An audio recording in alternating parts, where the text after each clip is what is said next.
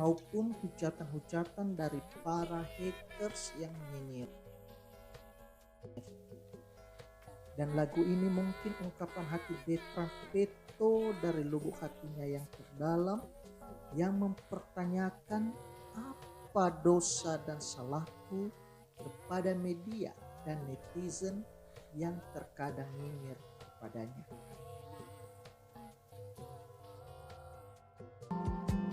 Untukku jadikan pegangan hidupku, apakah salahku dan apa dosaku sampai ku begini. Aku tak sanggup lagi menerima derita ini. Aku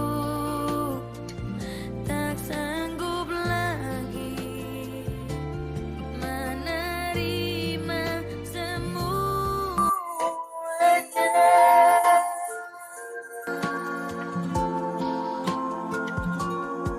Oh Tuhan, berikan petunjuk-Mu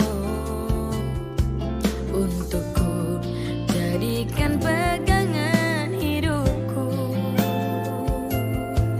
Apakah salahku dan apa dosaku sampai ku begini. Aku tak sanggup lagi menerima derita ini. Aku tak sanggup lagi menerima semuanya.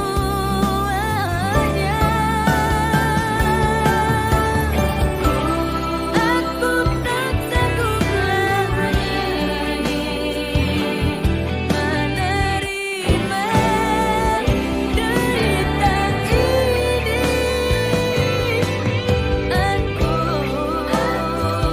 tak sanggup lagi menerima derita ini.